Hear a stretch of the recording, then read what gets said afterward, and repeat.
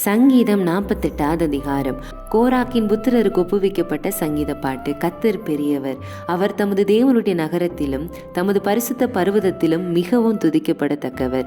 வடதிசையில் உள்ள சீயோன் பர்வதம் வடிப்பமான ஸ்தலமும் சர்வ பூமியின் மகிழ்ச்சியுமாய் இருக்கிறது.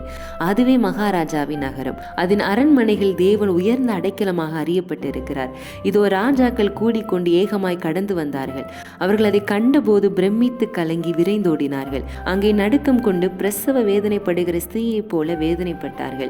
கீழ்காற்றினால் தர்சீசின் கப்பல்களை நீர் உடைக்கிறீர். நாம் கேள்விப்பட்டபடியே நமது தேவனுடைய நகரமாகிய சேனைகளுடைய கர்த்தரி நகரத்திலே கண்டோம். தேவன் அதை என்றென்றைக்கும் ஸ்திரப்படுத்துவார். தேவன் உமது ஆலயத்தின் நடுவிலே உமது கிருபையை சிந்தித்துக் கொண்டிருக்கிறோம். தேவனை உமது நாமம் விளங்குகிறது போல உமது புகழ்ச்சியும் பூமியின் கடையாந்தரங்கள் பரியந்தமும் விளங்குகிறது.